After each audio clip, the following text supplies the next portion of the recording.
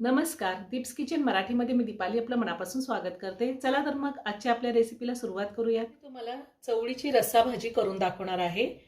मी इथे 1 वाटी चवळी घेतली होती आणि चवळीमध्ये 1.5 ग्लास पाणी घालून चवळी 2 तास भिजवून घेतली आणि त्यानंतर गॅसची फ्लेम मीडियमवर ठेवून कुकरच्या 3 शिट्ट्या घेऊन मी चवळी शिजवून घेतलेली आहे। चवळी एकदम छान शिजलेली आहे।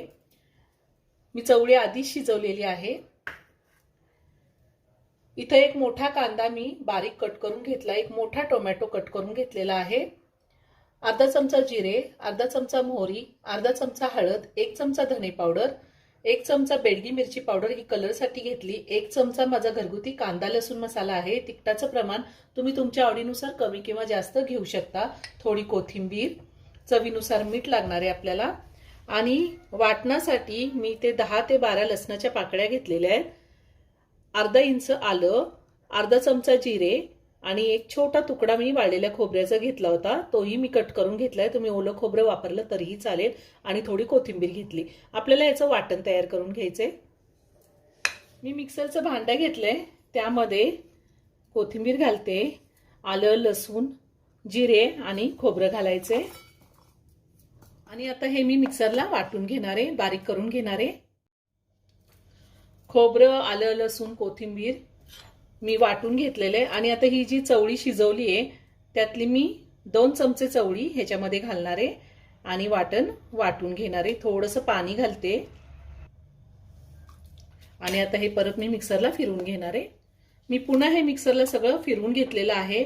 आपण असं वाटणामध्ये शिजवलेली चवळी घातली तर भाजी मिळून सुद्धा येते आणि भाजीला टेस्टही खूप छान येते। आता आपण भाजी करूया। मी गॅसवर कढई ठेवली, कढईमध्ये 2 चमचे तेल घातले, 2 मोठे चमचे तेल घातले।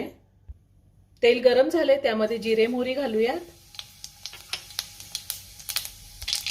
त्यातच आपल्याला कांदा घालायचा आहे। कांदा मी एकदम बारीक चिरून घेतलेला आहे। मी मोठा कांदा घेतलाय, तुमच्याकडे जर मोठा कांदा नसेल तर लहान साईजचे 2 कांदे पण तुम्ही घालू शकता। कांदा आपल्याला हलक्या गुलाबी रंगावर परतून घ्यायचा आहे। कांदा मी 2 मिनिटं चांगला परतून घेतलाय। आता त्यातच आपल्याला टोमॅटो घालायचा आहे। टोमॅटो सुद्धा मी एकदम बारीक कट करून घेतलेला आहे। तुम्ही टोमॅटो कट करून न घेता जर त्याची पेस्ट केली तरीही चालेल। आता टोमॅटो सुद्धा मी 2 मिनिटं चांगला परतून घेते। टोमॅटो सुद्धा मी 2 ते 3 मिनिटं चांगला परतून घेतलाय। आता यामध्ये आपल्याला पावडर मसाले घालायचे, हळद, धने पावडर, बेडगी मिरची पावडर ही कलरसाठी घातलेली आहे आणि कांदा लसूण मसाला। पुन्हा सगळं व्यवस्थित मिक्स करून घेऊया।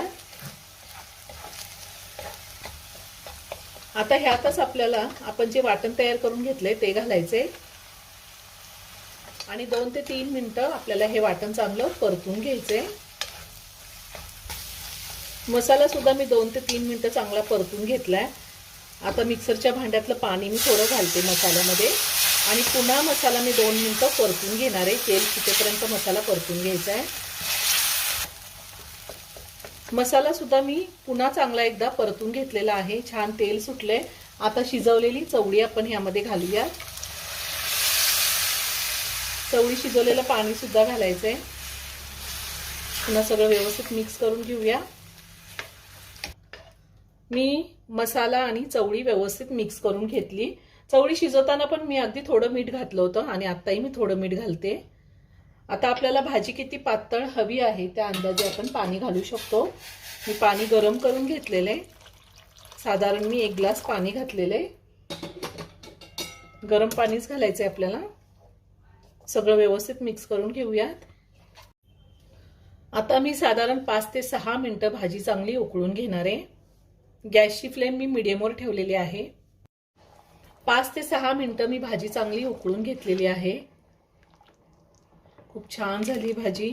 वरतून मी थोडी कोथिंबीर घालते आणि भाजी एका बाउलमध्ये काढून घेते।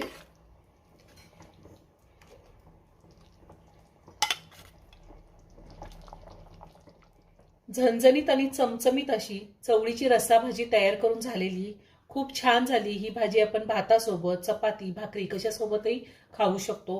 तुम्ही एकदा नक्की करून पहा. व्हिडिओ जर आवडला तर व्हिडिओला लाईक आणि शेअर करायला विसरू नका. रेसिपी आवडली असेल तर कमेंट करून नक्की कळवा. पुन्हा भेटूया अशाच एका छानशा साध्या आणि सोप्या रेसिपी बरोबर. धन्यवाद.